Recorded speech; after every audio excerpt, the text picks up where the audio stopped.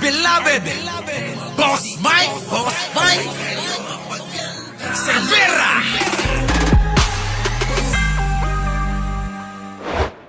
Are inclined to recommend to the Ombudsman the investigation of the DOJ for the violation of anti-graft and corrupt practices for sanctioning an invalid administrative arrest against the President. Grabe, ang bibigat ng gustong ikaso. Sige. Kakasuhan na sa Ombudsman. Sige, Manang Amy. Itodo mo na. Gawin mo na lahat ang magagawa mo para manalo ka. Pero alam mo ba, Manang Amy, sa tuwing ginagawa mo mga bagay na yan, akala mo ba'y nakakabuti sa kandidatura mo, tanga? Ay. Baba! Hindi. Dahil yung mga Ilocano na dati na pagtsatsagaan yung baba mo, ngayon, kitang-kita nila, matulis talaga. Nakikita na ng mga Ilocano yung baba mo, matulis daw, Putik na yan. Sige, ito lang.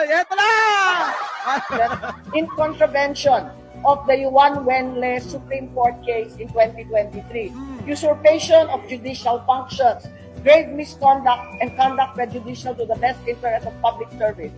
Also, against General Marbil. Ako! Yan na, Sec Boying Remulla, General Marbil. Sino pa? Todo mo na, si Torre. Hinuli mo pa talaga? Hinuli mo pa talaga si General Torre, Eto na. PNP, possibly liable for arbitrary detention, violation of anti-graft, grave misconduct. Ang dami, halos pare-parehas ang kaso nila. Ano ba to? Paghiganti mo. Sabi nga nila, kasabihan ng mga matatandang katulad mo, Manang Amy. Ang pag-ibig, pag pumasok sa puso, hindi pala. Ang pag-ibig, pag pumasok sa baba, ni Manang Amy, hahamakin ang lahat, masunod ka lamang. Kaya ba yon, Manang Amy? Manang Amy, huwag kang magagalit. Hindi naman ako nagsisinungaling. Totoo naman mahaba talaga baba mo, Manang Amy, talong lang. Oo, bakit ka nagkakaganyan? Sabi na kasi sa korte. Tayo-tayuan, punuan na nga, tayuan na. No, standing standing position na nga lahat yung mga nando doon, Wala nang upuan, tuloy. Misconduct. Also, under DILG, arbitrary detention, similarly anti-graft, grave misconduct. Sino? General Nicolas Torre III, arbitrary detention, 2 counts. First under former President PRRD, the other against... Kita nyo, mga kababayan, talagang para kay PRRD daw niya, lahat ng ginagawa niya. Alam nyo ako, minsan nagdududa na. Hindi kaya totoo yung narinig ko? Manang Amy, nung panahon ba ni Digunyo, nakinabang ka? Kasi may naririnig ako, Nasabi-sabi nila, malaki daw yung pakinabang mo nung panahon ni Digunyo, Hindi kaya dahil doon? Hindi kaya dahil meron kayong mga ginawang kayo lang nakakaalam? Tama ba? Alam niyo po ba kung ano yan? Pansinin nyo na lang. Isa si Manang Amy sa pinakamalaki na ginagastos para sa eleksyon na to. Bilyon-bilyon na ang ginagastos nito, Kaya minsan napapaisip ako noon, ayaw kong maniwala, Na, Manang Amy, malaki ba yung napakinabangan mo kay Digong? Malaki ba? Gaano ba kalaki? Ganito ba yon? Hindi ganyan, Boss Mike. Marami yun. Marami. Marami ba? Marami ba? Oo, marami daw. Sabi. Nako, Manang Amy. Bahala ka dyan. So, eto na, mga kababayan. Hindi lang ho yan yung ididemanda General Torre, General Marbil, Secretary Boying Remulla. Nako, eto pa! Ito malupit. Ano yun? Boss Mike. Ito yun, oh. Oh, pasok. Balita mga kabrigada, Ano? Senador Amy Marcos handa raw harangin ang posibleng warrant of arrest ng ICC laban kay VP Sara. Brigada Ann Cortez. Ayan, mga kababayan, kita nyo, sabi ko sa inyo, malupit ito pa si Amy eh. Para dito talaga sa mga Duterte. Dapat lang talaga magpalit na ng apelyido eh. Haharangin ni Manang Amy ang alin, mga kababayan? Ang ICC? Si Manang Amy mismo! Nako! Ano ba? Ano bang klaseng blood compact yung ginawa nyo ng mga Duterte, Amy? Pwede ba natin tanungin yan? Tanungin lang natin Manang Amy, ano ba? Anong klaseng blood compact ba yung ginawa nyo? Nino, ng mga Duterte? Ano kaya? Hindi kaya may tattoo ka rin sa likod? Tulad ni Pulong? Ano? Ganun ba yun? Tatanong lang ako Manang Amy Oo. Pero nagtataka ako pagka nagsasalita ka, yung baba mo di gumagalaw Napansin nyo ba? Si Manang Amy kahit anong reaction ng muka, yung baba nakapermis talaga no? Nakapermis lang ng ganyan. Uy, grabe. Malupit ito, mga kababayan.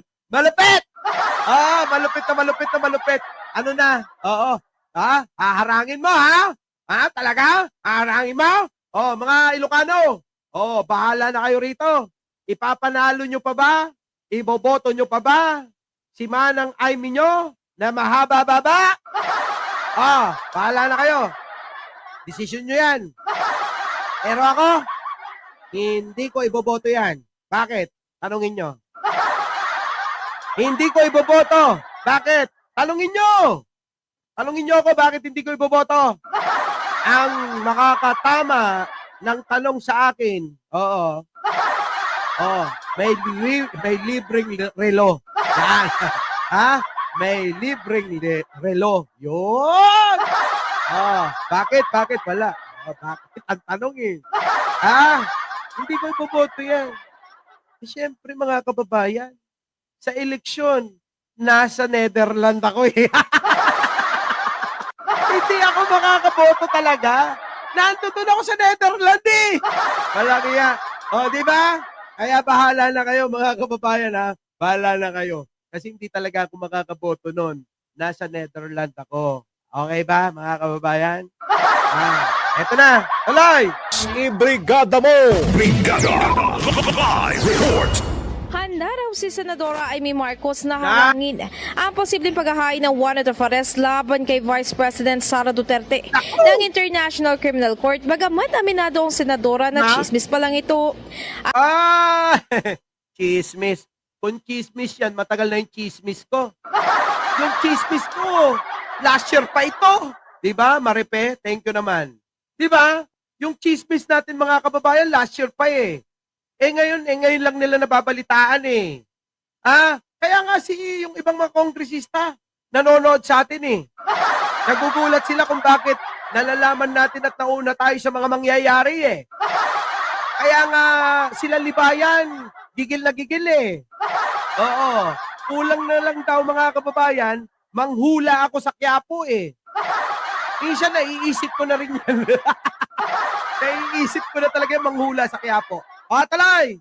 Ni Marcos wala siyang balak na suportahan ng pag-aresto kay VP Sara, lalo't lumalabas sa kanilang investigasyon na ang enforcement ng warrant of arrest kay dating Pangulong Rodrigo Duterte ay isang paglabag sa batas. Sa karagdagang findings ng Senate Committee on Foreign Relations ay sinabi ni Marcos na maliwanag ring makikita na politically motivated ang ginawang pag-aresto kay Duterte habang tila may cover-up ding nagaganap rito. Cover up daw, oo. Wala man ang Amy. Mayoryang Pilipino na ang may gusto at nagsalita na mas maigi na wala na si Digong dito. Yung kanyang pagkakaresto, ano na? Nararamdaman nyo pa ba? Naniwala na kayo sa sinabi ko? Sa una lang yan maingay. Ikalawang linggo, ikalawang Wala na nga eh. Wala pa nga isang buwan mga kababayan eh. Limot na nila si Digong. Magagaya lang yan kay Kibuloy. Na ngayon mga kababayan, nasan na? Bumubukas pa ba ang mga bibig nila tungkol kay Kibuloy? Paingay pa ba si Kibuloy? Diba? Nagaya rin siya kay Kibuloy na nakalimutan ng mga tangat mangmang at bobo. Oh, di ba? Ganun kasi sila, mga kababayan. Maripe, thank you naman. Oh, di ba? Ganun kasi sila. Napakadali lang nilang makalimot. Kasi nga ho, mahihina kukote nila. Ano pa asahan nyo? Di ba? Wala na. Kaya si Digong nakalimutan na ng madla. Kawawang Digong, kailan lang mahal na mahal siya. Pagkatapos ng 1 linggo, nakalimutan na. Ngayon, iba na ang gusto nila. Alam nyo kung sino na mahal nila? Si Nora. Si Nora na ang mahal ng tao ngayon. Hindi na si Kibuloy. Hindi na si Digong. Si Nora Honor na. Ayos! Tuloy! Dagdag pa nito, maaari ring humarap sa criminal o administrative charges sina Justice Secretary Crispin Remulla, PNP Chief General Romel Marbil, Interior Secretary John Vic Remulla, PNP Ako, kasama pala si John Vic. CID Chief Major General Nicolas Torre III at maging si Special Envoy Ambassador Marcos Lacanilao. Kaso nito, isusumite umano ni Marcos ang kanilang findings sa Ombudsman para mapag-aralan. Ayan na nga yung kanina. Oo. Susumiti na sa ombudsman, kakasuhan na ni Manang Aimee, para nga naman pag dumating ang ICC, hindi si Torre ang maging bida. Siyempre, alam nyo naman, si Torre, nagiging bida na sa lahat ng eksena. Lalong-lalo na Maripe, thank you naman uli sa mga hulihan ng mga mga may warrant of arrest na kalaban ng gobyerno na tulad ni Digong at ni Kibuloy. Lalong-lalo na yung best friend nito. So mga kababayan, ano ang masasabi nyo dyan? Diba? So ngayon mga kababayan, kita nyo, ganun-ganun na lang. Yayangga-yangga na lang tayo. Oo. Lahat mga kababayan ng prediction natin nagkakatotoo. Diba? Pwede ba? Gusto nyo magpahula kayo sa akin? Nitz Andrea, thank you naman po ha. Sa mga gustong magpahula sa akin, sa totoo lang ho, meron ho akong dilang minana ko sa anghel. Oo, yung dila ko minana ko sa anghel. Di ba yan? Gusto mo magpahula? Gusto mo hulaan kita? Gusto mo hulaan kita? Bayad ka. Siyempre, kailangan may TF ako. Di ba? Ako yung barberong manghuhula. Yun, di ba? Thank you naman kay Bong JB. Ako yung barberong manghuhula, di ba yan? Pag hinulaan kita, hindi lang matatawa ka. Pero kung ire-request mo na malulungkot ka pag hinulaan kita, yung resulta ng hula ko sa'yo, ikakalungkot mo talaga. Oo. Ayon sa aking bulang kristal, eto, libre lang. Libayan, maniwala ka. Libre. Oo. Yung sinusuportahan mong si Magalong, ayon sa bulang kristal ko, matatalo. Tandaan mo ha, balikan mo ko pag hindi nagkatotoo. Mga kababayan, kayo ang saksing buhay ha. Mga kababayan, kayo ang saksing buhay dito. Ang hula ko, yung kanyang sinusuportahang si Magalong, matatalo. Okay ba? Yan ang ating hula ngayon. Balikan nyo ako habang nasa dahiga ko ha. Singilin nyo ako pag hindi nagkatotoo ha. Ay, may Domingo, thank you naman mga kababayan. Hoy, thank you sa inyo. Anyway, mga kababayan, diba, alam mo naman Arnold Lopez, meron akong imbitasyon sa Campo Crame. So pagkatapos po ng live na to, maggagayak ako. Pupunta ako ng Campo Crame kasi inimbitahan ako ng kaibigan nating general. Alam nyo naman tayo. Alam nyo naman tayo mga kababayan. So doon po mga kababayan, medyo konting salo-salo, beso-beso. ana. So, mga kababayan, opo, try ko lang kung pwedeng mag-live doon, ano. Pero kasi hindi naman ako ganun. Kita nyo nga, nagpunta tayo ng Malacanang. Wala naman, kwentuhan lang, hi-hi lang. Kung hindi pa ako kung hindi pa ako pinilit ni Sangkay Janjan na magpa-picture, hindi ako magpapa-picture eh. Hindi ako tulad ng iba, mga kababayan. Nakikipagsiksikan, naka-live na. Ako, hindi. Oo, dumaan na sa red carpet, mga kababayan. Abay, hindi pa natin pinagmamalakihan. Oo. So, mga kababayan, hanggang dito na lang at kita-kita po tayo next live. Ay, kailangan umabot tayo mamayang gabi. Kasi may pasabog ako sa inyo. Pag pinasabog ko ngayon dito, baka hindi umabot kasi magiging suyot. Oo, mamaya yung palalakihin natin. Muli, ako po ang inyong lingkod, Mike Cervera po, laging nagsasabing, mali natin ang ating kapwa, pagdasal po natin lagi ang ating bansa. Magandang umaga, magandang hapon at magandang gabi. Sa mandako ng mundo, naroon kayo, syempre, magandang buhay na rin. Para sa ating lahat. Our beloved Boss Mike